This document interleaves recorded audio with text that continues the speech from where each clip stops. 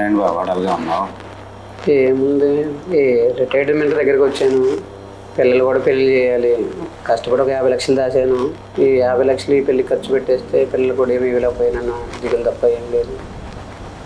ఏదైనా ఉంటే నువ్వేదైనా సలహా చెప్తాను దగ్గరికి వచ్చాను. ఒక పని చేద్దాం బాబా, ఇప్పుడు 50 లక్షలు పెట్టి పెళ్లి చేయాలనుకుంటున్నావు పిల్లలకి. జనాలు దేముంది బాబా, ఈరోజు భోజనం చేస్తారు, రేపొద్దున మర్చిపోతారు. దానికన్నా కూడా 40 లక్షలతో పెళ్లి చేద్దాం పిల్లలకి. ఓ 10 లక్షలు పక్కన పెడదాం. ఆ 10 లక్షలతో నా దగ్గర మంచి ప్లాన్ ఉంది. 10 లక్షలకి ఏమొస్తుంది? ఉంది బాబా, మంచి ప్లాన్ ఉంది. అదేంటంటే, నేను 6 ఏళ్ల క్రితమే ఆల్ ఈజ్ వెల్ ప్రాపర్టీస్ అనే సంస్థలో 6 ఏళ్ల క్రితమే నేను 2 ప్లాట్లు తీసుకున్నా. అది మా 2 పిల్లల పని కోసం తీసుకుని ఉన్నా.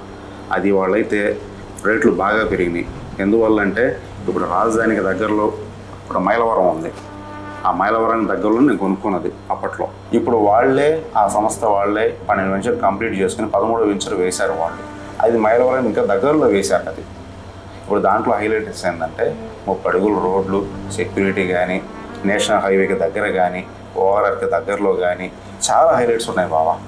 ఇప్పుడు అమరావతి రాజధాని ఉంది కదా, 30-32 కిలోమీటర్లని ఆ వెంచర్ వేశారు. దాంట్లో ఒక 2 ఫ్లాట్లు కొనుక్కున్నాం అనుకోండి బావా, పిల్లల భవిష్యత్తుకి చాలా బాగా ఉపయోగపడతాయి. ఇప్పుడు ఒకటి బావా, ఇప్పుడు పిల్లలకి నువ్వు ఏం ఆస్తి ఇవ్వలేదని బాధపడుతున్నావు. 10 లక్షలు పెట్టి అబ్బాయికి అమ్మాయికి 2 ఫ్లాట్లు తీసుకున్నావు అనుకో, దాంట్లో 2 పిల్లలకి స్థలం ఇచ్చినట్టు ఉంటుంది, వాళ్ళ పిల్లలకి నువ్వు ఆస్తి ఇచ్చినట్టు ఉంటుంది. అది ఎలాగో చెప్పనా బావా, ఆ 100 గజాల్లో వాళ్ళు ఏం చేస్తారంటే, ఆ ఫ్లాట్లలో 100 గజాల్లో వాళ్ళు ఎర్రచందనం అనే మొక్కల్ని వేస్తారు. ఆ మొక్కల్ని వేసి దాని ఆలన, పాలన, మెయింటెనెన్స్ అంతా వాళ్ళే చూసుకుంటారు. వాళ్ళు ప్రతి విషయం కూడా వాళ్ళే, మెయింటెనెన్స్ అంతా వాళ్ళదే. రేపు కటింగ్ చేశాక ఆ మొక్కల్ని 50% వాళ్ళు, 50% మనకిస్తారు.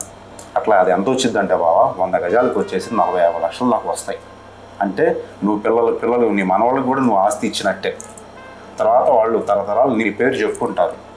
నీ పిల్లలకి నువ్వు స్థలం ఇచ్చినట్టేగా, నీ మనవాళ్ళకి నువ్వు ఆ మొక్కల మీద ఆదాయం ఇచ్చినట్టే. కానీ తరతరాలు నీ పేరు చెప్పుకుంటారు బావా. నా మాటిని దాంట్లో రేపు ఆదివారం మనం నా అక్కని తీసుకుని రా, నేను మీ చెల్లిని తీసుకుని వస్తా. సరదాగా వెళ్ళి చూసొద్దాం. నా మాటిని రా బాబా. ఓకే.